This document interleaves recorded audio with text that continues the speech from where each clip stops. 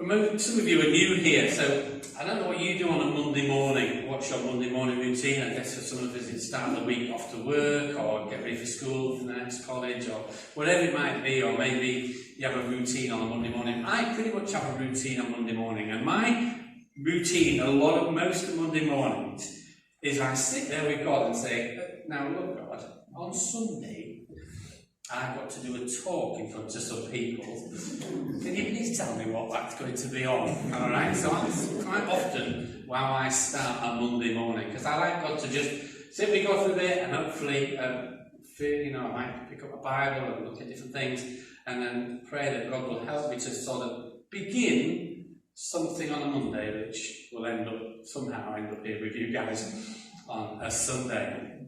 This week, as I sat with God on Monday morning, I was drawn to Genesis 13, the passage that we have just read. And when I looked at this passage, I think to myself, there's loads in this passage. It speaks on all kinds of issues. It speaks on being in God's plan. It speaks about trusting in God. It talks about what we might do when we mess up. It talks about falling out in relationships. And it talks about decision making. And there's other stuff as well. And I kind of feel it's one of these messages today where actually probably everyone will go away with that one big thing. I think what my prayer is as I planned it and I thought about it over the week is that God will speak to different people about different parts of this passage. So be ready for that, because there'll be certain bits I think that's the bit God particularly wants to talk to me about today. Might not be the whole thing, it might be more than one thing, but I have a sense that God will speak to different people about different parts of this story. So I want to start, my first point is entitled, because I have points, is back where he started. Now, for the sake of my sanity, right, in this passage, we read about Abram, okay?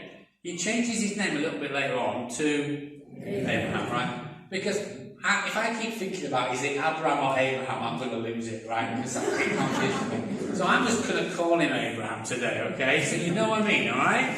Okay, so same person, he just changed his name a little bit later. But if I try and stop myself every time I come to that and think, oh, it's Abram, I'll just lose it. Now, let's go back to chapter 12. See, in chapter 12, we read 13, but in chapter 12 of Genesis, God makes a promise to Abraham. And it's a very famous passage in the Bible. Lots of you will know this passage, and I want to read this passage, or some of this passage, to you again. It's called the Call of Abraham, or Abram.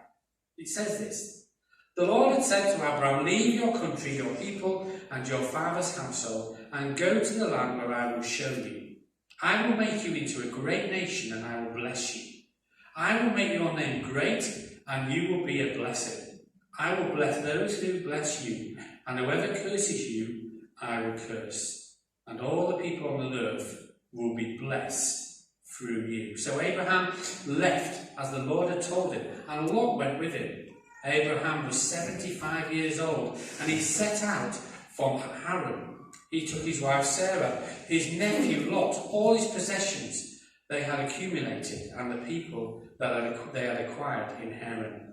And they set out to the land of Canaan, and they arrived there. That's a really famous passage in the Bible about God making this promise to this guy Abraham that he will bless him and his descendants will be the kind of my people, God's people going forward. And in that passage, it is full of faith.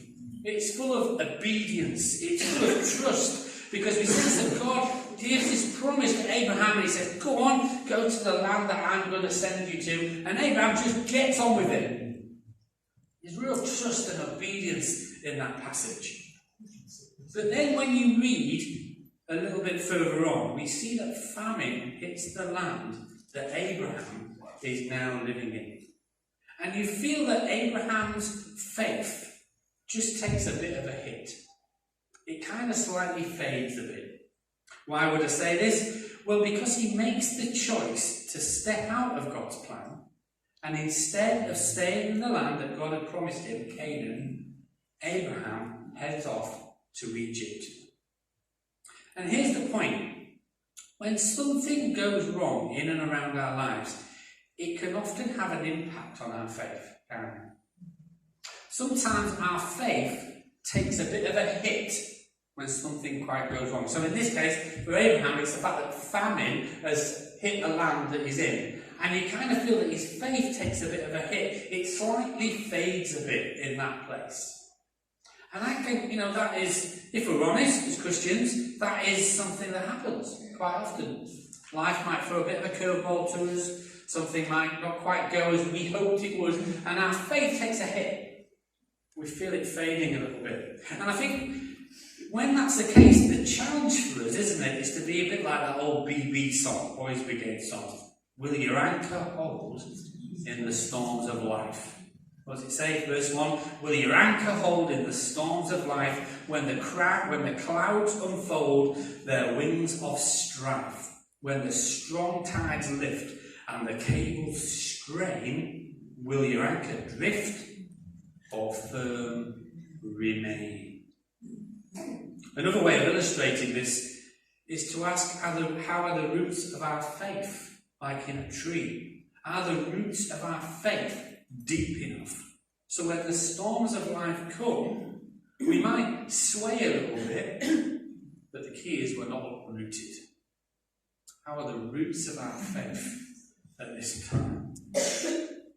Because as you read on, to no surprise, Abraham steps out of God's path and he goes to Egypt and it kind of all goes wrong. That decision to step out of God's plan leads to more bad decisions. Abraham lies about his wife. He says that she's his sister, so she's taken by Pharaoh to the palace. And then God inflicts diseases on Pharaoh. Again, we've got to be careful here, because when we step out of God's plan for our lives, sometimes other people will suffer around us. But eventually, Pharaoh realises kind of what's going on, and he sends Abraham away and his family. And then we read what we've just read, Genesis 13, verse 3. From the Nedved, he went to the place until he went from place to place until he came to Bethel, to the place between Bethel and Ai, where his tent had been earlier. Now, I want you to hear this, because what that tells me is Abraham is back where he started. Do you get it? Okay. And this got me thinking about how many times this happens to me. I make a choice that is not God's best for me. I mess up. Perhaps I step off God's path for my life. I don't trust God in the way that perhaps he calls me to, and it kind of goes wrong. But I am very grateful again today for God's grace and mercy. Because what I've found in the past, like with Abraham, he gives me another chance. And then another chance. And then another chance. And actually, I can't count the amount of chances that God has given me in the past. And then he puts me back on the path again. And maybe for days, there's so many people here today, that's the point. Maybe you feel to yourself, I've messed up. I've not trusted God as I should have done. I've stepped off, I feel, the plan that God has got for my life. I've gone my own way. I've kind of, my faith's taken a hit, and it's maybe pushed me away a little bit from God. And maybe what you need to hear today is that God's grace and mercy is still to watch. He says there's always a chance to get you back on the path. There's always a chance to put you on where God wants you to be, like he did with Abraham. Maybe some people today, that's what you need to hear. Because the second point is more about making good decisions, especially around falling out and conflict. Conflict is inevitable. It's inevitable in life, it's inevitable in relationships, it happens at times in families, and yes, it even happens in the church, in God's family. And I know that you're shocked. Because I know that we love each other so much all the time, don't we? If I were putting that in a text, there's that emoji that goes like this. I'd follow with that. You'd be like, really? It's inevitable. But it's how we are in that place and what we do in that place that I think is important. And where we can perhaps learn from this story in Genesis 13 today, it'll leave us with a question really. And the question will be, will we be like Abraham or will we be like Lot? See, when you look at the situation that we heard about in Genesis 13, they've gone to this place, they've gone back to where God had wanted them to be, but they realise there's kind of a situation where there doesn't seem to be enough space for the herds and for the cattle and everything that's going on. And what happens is there's a quarrel arises between the herdsmen and then that knock on to Lot and Abraham. And it kind of presents a crossroads in their relationship. How might Abraham respond to this? How might Lot respond to this? In verses 8 and 9, we're told that Abraham basically gives Lot the choice to where he wants to live. So let's look at Lot first. And as you look at Lot, we see and we begin to understand that actually Lot makes his choice through worldly eyes. He looks around and he kind of looks and says, I'm going to choose that place. He chooses the best part of the land. Lot's choice, though, is all about himself. He makes the decision around him, what he wants, around I. He chooses to live, we're told, near Sodom. Verse 13 of chapter 3 says, Now the people of Sodom were wicked and were sinning greatly against the Lord. That's where he chooses to go and live. See, the problem here is Lot makes a two-dimensional decision. He looked at himself and he looked out at what was in front of him, but he left out looking up. He never consulted with his God. So he never saw the things from God's perspective. Because actually, if he'd have consulted God, God would have probably said to him, whoa, don't go there, because actually I know what's ahead over there. But he just made his decision around what he wanted, how he felt it should be. You know, I believe that when we leave God out of our decision making, or even our quarrels and conflict, we take a great gamble, you know. We can end up making decisions on totally the wrong agenda. So then you need to look at Abraham. You see, it's different. He puts God into the process. How do we know this? Well, I like some of the notes from the Life Application Bible. I looked at that this week, and it said, this is how we know that Abraham put God in the process. Firstly, he took the initiative to sort things out. He didn't just let the quarrel fester and go on. Because we know what happens when we do, don't we? When we have a quarrel and we just leave it to fester, what normally happens is it grows and it grows and it grows and it takes a deeper hold. Abram's like, no, I need to sort this out. The second thing is, he lets Lot choose first. Even if it might mean that he doesn't actually get what he wanted. And you see, Abraham didn't have to let Lot choose first. You see, Abraham was the senior, so that put him in a good position. The promise of the land was on him. So he was in the right position, but we're told that he let Lot choose first. And it's as if Abraham had learned a lesson from earlier. Do you remember earlier? He was in that place where he was in where God wanted him, but then the famine comes. So where does he go? He goes to Egypt. Well, it's as if he's learned the lesson here, because that didn't work out for him, did it? And then God put him back on the path. I think here he knew the key of what was important was he needed to keep his trust in God. And when I read that, I remember saying, I've learned that lesson once, and I've talked about it in church. It's when I came to this church. Because when I came to this church, I could have worked for the Salt Cellar Youth Project. That was where I was working. I could have carried on working there. There was a wage there. And then here I'd had this conversation with the church saying, why don't you, should we explore being the church leader here? Or we feel it might be the right thing. And I was caught in this kind of, oh no, what should I do, God? And actually, in a roundabout way, through an article that Alison found, and I read it, and I read this article, and because I was really pulled what to do. And the article, as I read it, settled me.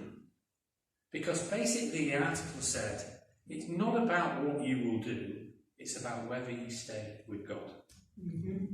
That was what's important. And I think Abraham had learned that lesson. It wasn't about fighting for what he wanted or not. It wasn't about him anymore. It was simply the fact that what he had to do was trust in God. Stay close to God. And maybe again that's a lesson for some people today. You're caught, you're not sure what's the way, what's the position, and actually the key that we need to learn is what's important is that we stay close to God. That's the most important thing. And then the third thing that Abraham does is he puts peace before personal desire. And that is so good. He puts peace before personal desire. And that is not weakness. Because I think sometimes in the world, people will see that as weakness. What did Jesus say in Matthew 5 verse 9? Blessed are the peacemakers, for they will be called children of God. What Abraham does is he shows kingdom character, kingdom qualities. He puts his trust in God. He uses a sense of humility, I feel. There's a sense of kindness in what he's doing. There's a sense of selflessness in the process. So the question is, do we allow God to be involved in our decision making? Do we include looking up, not just looking in ourselves and looking out at possibilities for us? I believe as the people of God, it is critical, especially in those bigger decisions. We can't just decide what to do and then as an afterthought say to God, God, by the way, will you bless this? Which I think we do a lot of. You know, we prayed this in the prayer before we came in here. You know, it wasn't about suddenly, God, we put this service together, now will you just bless it? Because my prayer is that God has been involved as we put the service together. He's helped with the song picking. He's certainly been my inspiration, I hope, for the words that I'm sharing with you today. We can't just say, this is what we're going to do, God, now would you bless it? What's so critical is that we put God in the decision-making process.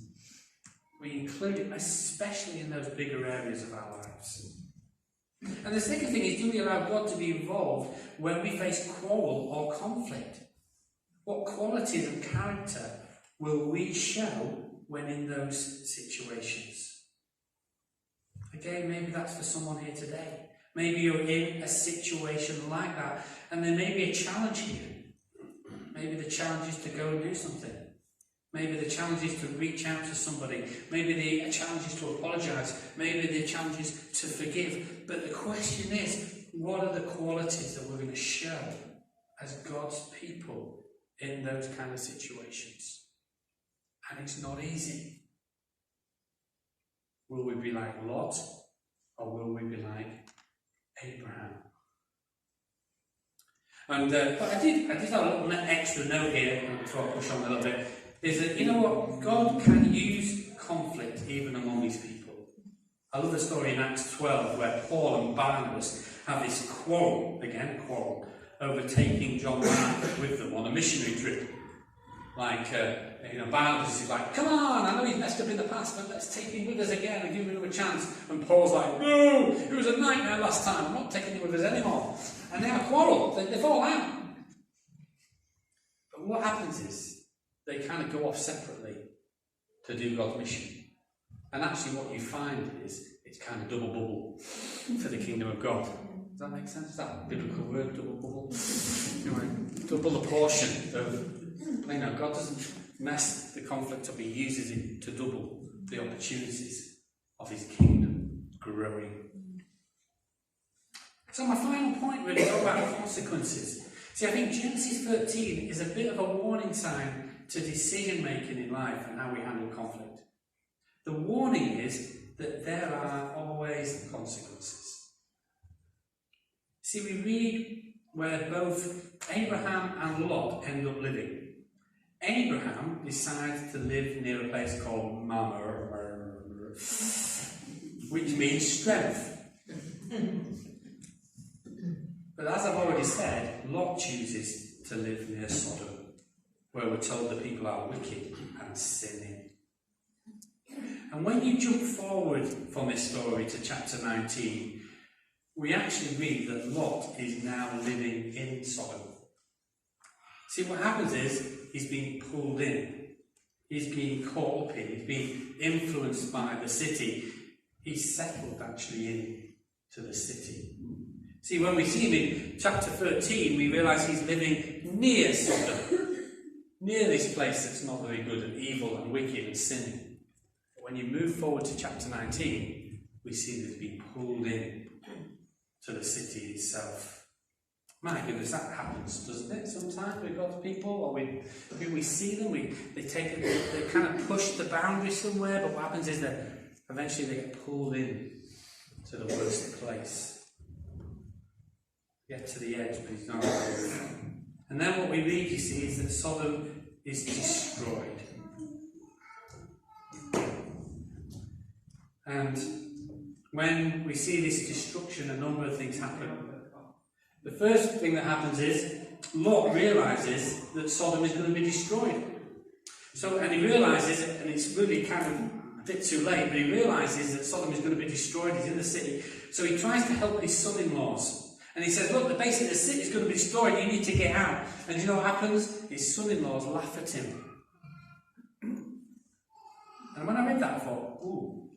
See, what happens is, Lot was a person of God, really.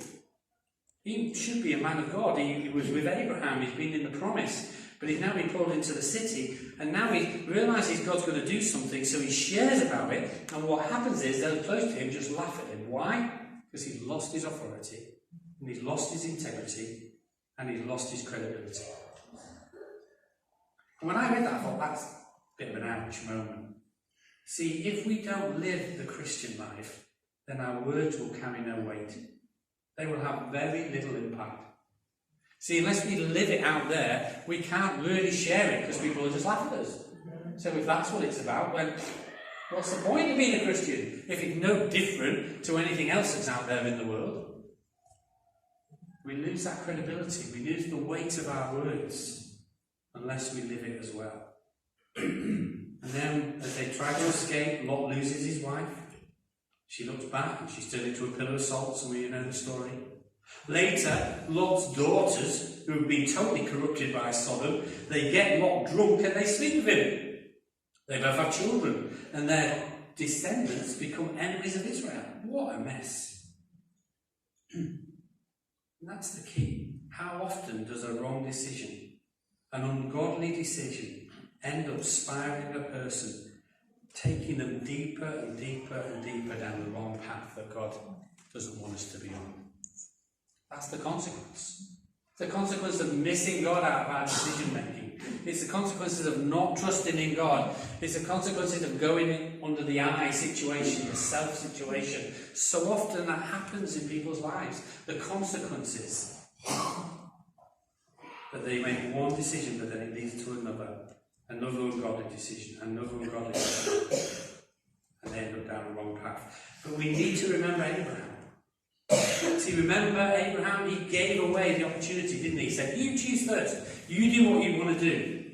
He stayed true to who he was in the kingdom. He showed kingdom character in his personality. And for him and his family, this led to abundant return, divine compensation, blessings all over the place.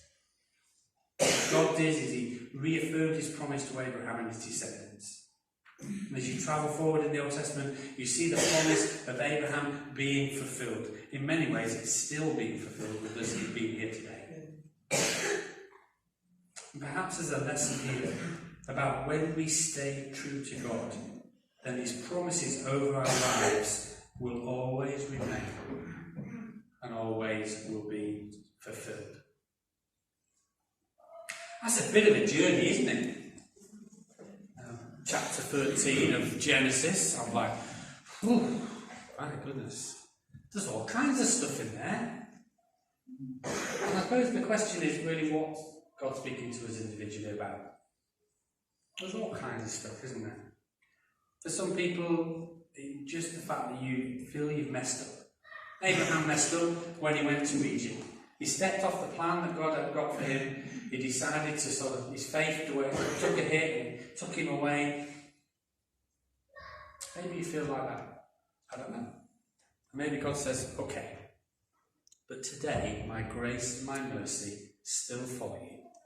And I can pick you up and I can put you back where I want you to be, where I know is the best for you to be.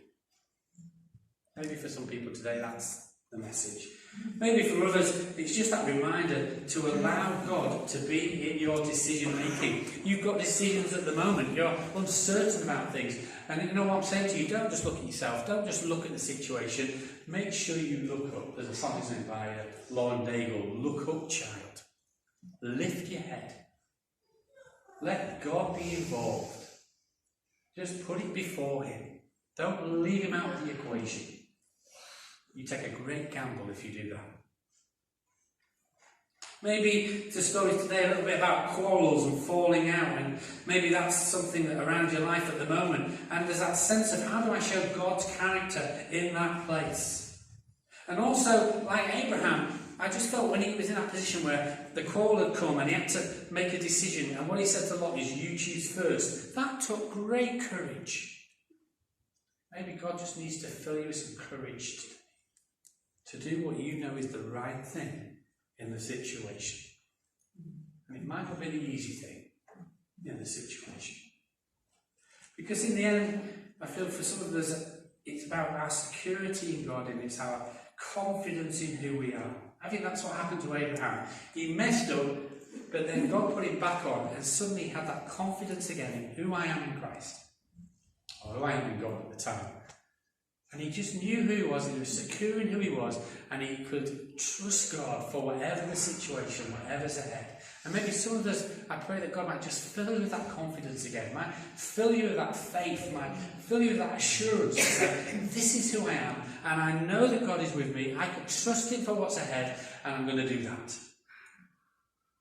And you might not know what's ahead, you might not know what's down the line, down the story, but you can put your trust in God again today. Because he will be faithful to you. He will not let you down. But you need to make that decision sometimes. I don't know what God's sharing about today, what he's speaking to you about, but there's a lot in there, different things. Let's just think, we'll think a little bit about it through prayer, but we're going to sing. We're going to sing The Lord's My Shepherd. And I picked that song because it talks about God's grace and mercy following us. That's what some of you need to know that. And it speaks about trusting in God in the situations around our lives. We have a big God. So let's use this as a response today.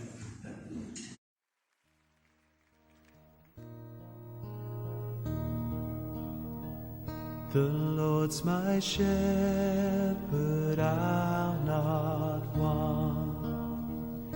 He makes me lie in pastures green.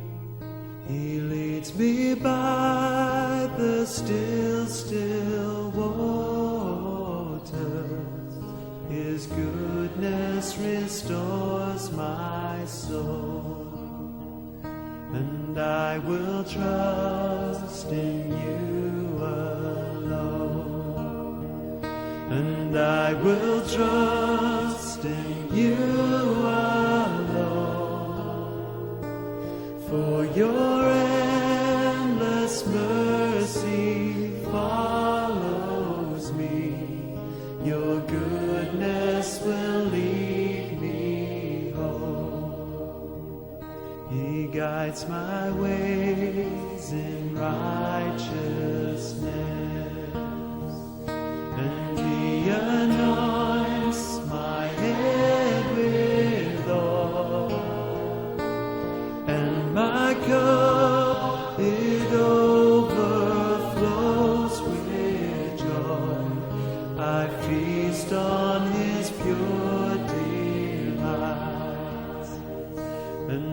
I will trust in you alone, and I will trust in you alone, for your endless mercy follows me, your goodness will lead me home.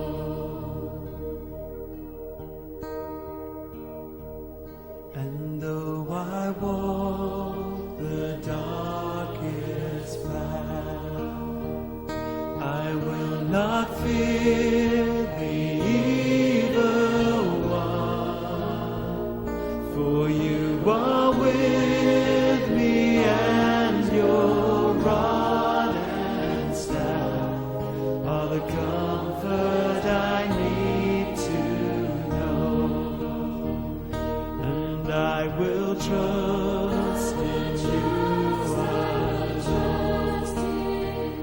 and I will trust in you alone, for your endless mercy follows me, your goodness will lead me home. I will trust, and I will trust in you alone, and I will trust in you alone,